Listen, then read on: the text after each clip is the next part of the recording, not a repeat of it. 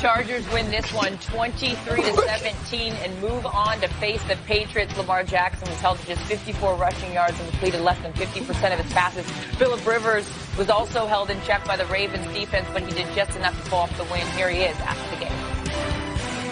You find a way to win in the postseason. Who cares if it was ugly or not? There's been a lot of bad offensive performances against that defense, and I wouldn't call ours bad today. It was at times it was very efficient. Had so many short fields, you weren't going to attain a lot of yards. Had a couple huge third down conversions. We did a much better job in the protection, and we really protected the ball other than the one time. And then I had one bad throw that got away from me on the one to Mike that they didn't come down with. But we did enough. And I think that's the name of postseason football, is find a way to score one more point than the other team, and we got that done. At the beginning, a lot of throws, wasn't hit. I supposed to make turnover. I fumbled once, and I wasn't playing my game today. I'm ticked off about that. I can assure you, we were considering putting Joe in the game and all that kind of stuff. That was part of the conversation. Certainly thought about it. Certainly talked about it with everybody. And I can tell you this: it was everybody was on the same page with what we did. Everybody, including Joe. So that's where it was at. I mean, Lamar's our quarterback going forward. There's no question about that. Joe Flacco is going to play really well in this league. Joe can still play. I think we saw that the first half of the season.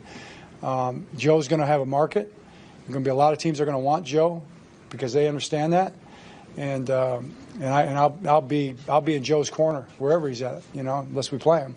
I have every expectation, every plan to be here as long as the Ravens want me here, and I believe they want me here. And I think that's been made clear by them to me over the last few weeks. And like I said a couple weeks ago or last week, I love everybody in the organization. There's just great people, and expect to go forward with that as long as that's what they want to do, and I do believe that's what they want to do. And let's roll. Joe Flacco, where's he going? Wow. He's going somewhere. He ain't going to be there. Because if you listen to John Harbaugh says he's going to play a lot of good football for years to come. He ain't mentioned anything here. I'm going to support Joe wherever he may be, except he plays us. Okay. So that made it crystal clear for me. Joe Flacco was never on the table for the Baltimore Ravens today. Okay. Should he have been? No, he was on the table today. He was on the table today. I truly believe they had conversations about putting him in, but the majority didn't rule to put him in. Does anyone up here think he should have been in? No. Okay, the only way Joe Flacco plays today. LT say he should have been in. I do. Lamar Jackson got I hurt. thought at the beginning of the fourth quarter they were down 23-3, I think it was. At that point, your offense is not built to come back. So why not put Joe Flacco in? I don't care about who's going to be quarterback next year. I want to win right now. I want to win this playoff right now. And Joe Flacco at that time would have gave us the best opportunity to win right now. I don't believe that. The reason I don't believe that, because it wasn't an ineffectiveness of Lamar throwing the ball. He had no time to throw. That heat was coming. And if he wasn't elusive enough, and he's one of the most elusive quarterbacks in the league, if not the most elusive, if he could get away from it. But let's just go back to Week 16. Yes. He ran all over this team. So credit to this Chargers defense that made the necessary. Joe missed some throws. That's why Joe ain't playing. Yeah. Did you see the way they played? Mama. No. They played what we call a 4-3-4. They played with 7 defensive backs. Yeah. You don't see that very often. 3 safeties on the field. They had 58 snaps of 3 safeties. They're telling you, we do not believe you can throw the football, Lamar Jackson. Yeah, and we believe you're going to run the football, and we want to have necessarily what they're saying. What they're saying also, Shannon, I agree with you somewhat. What they're saying also, we're going to stop all this read stuff. Yeah. Because our linebackers are too slow to get off those linebackers. But we're going to put these young spry guys with quick feet, they're going to beat us to the attacking point, the point of attack, and the opposing linemen are not going to even be able to reach them. Right. And that's what happened. But Bosa and Ingram, those guys did a great job of controlling the line of scrimmage and not allowing those bigs to get up on those safeties, because when you got 3 safeties on the field, you should be able to run the football down the team's throat. This is the #1 defense in the league. How impressed were you with the Chargers offense? Yes, they to Phillip Rivers' point, they did just enough, but they still did enough against a good defense. Chargers offense? Yes. Yeah, I thought they managed the game. Phillip managed the game well, especially early. Baltimore gave them opportunities to kick field goals early. You got to give Baltimore credit because they made them kick field goals. They kept them out of the end zone. And so if you're Phillip, you're saying, hey, just not do anything crazy. Yeah. Don't beat ourselves. We're kicking field goals. We're up make them beat us. And I thought he managed the game well. Yeah, they absolutely did. And that Chargers defense did an incredible job, control time of possession and all sorts of things, being able to advance. Go for it, Dion. Say what you're going to say. Dak be balling. Is that what's different about what is it different about this Cowboys team? Because we sat up here all year long saying it's this, it's that, it's that, it's They're this. a better team. We don't want to give them credit. Some of us are sitting on the set and calling no name in the Gucci shirt. What you mean they're a better team? They brought in one guy. No, they're a better team. Yeah. They're a better overall football team. The quarterback is more mature. The lineman is blocking a lot better than they blocked last year. Zeke is at full tilt. Remember, he looked a little heavy, little step slower. The receiving core is so much better. And defensively, oh my God. I think that's what's Yes. different. I think that's the biggest in my mind. Their defense is incredible. You look at the game yesterday, okay? They knew that Seattle was going to get off the bus running the football. Seattle run the ball more than anybody in the National Football League. Number one running team in football. And Dallas accepted the challenge. Said, we're not going to let you run the football. They only 3 yards to carry. Chris Richard did a great job. Not in front of this. You're right. He knows that team So pretty to me, well. that's the biggest difference. For me, it's cool. Because what he's allowed you to do is take that safety up out of there, because if you want to put the safety down to stop Zeke, because before they had no one that could go get open one-on-one. So now you bring Coop in. Now, okay, you want to drop that safety down? Right. We got a guy now that can go beat one-on-one coverage. And some of the other guys, the week before, the last week, the other guys stepped up.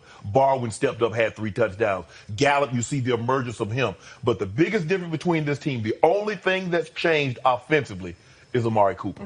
8-2 now after the acquisition. Can somebody help me understand? Okay, you get the game within 2 points. Here you go. You don't have one guy on your team that can kick an onside kick. Not a DB, a wide receiver, nobody with a kick in high school. I kick. I know who did kick. Who? They could have called O'Shea Sharp out there. You kicked off. No, stop it, please. When were you doing this shenanigan? Man, come on, man. Shenanigan. Let me see. Even that was funny to me. I want a close-up. Did you see? I want a close-up. Yeah, let's see this. Really let's not see this hard. outside.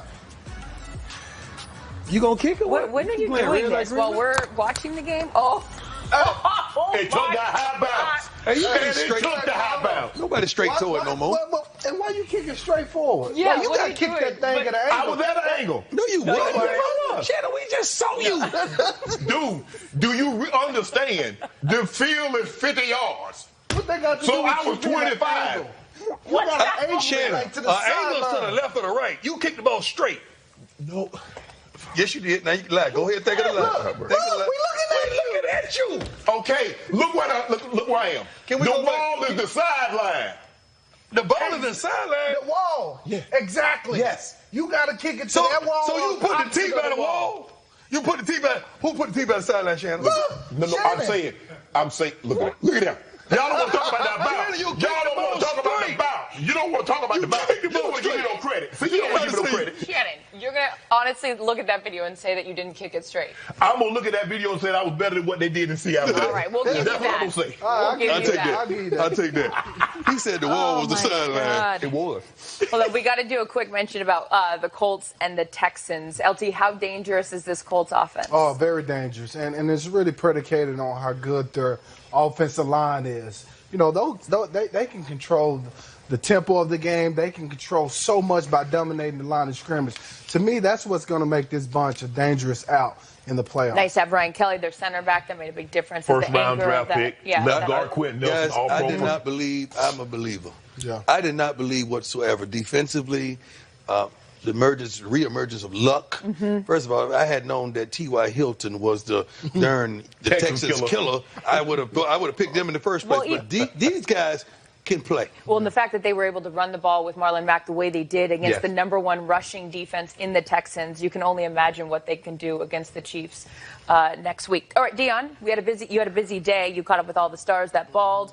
Let's take a look. Time to go primetime, presented by Geico. What is that one particular thing that you saw in this Houston's offense that you guys knew, hey, man, we got him?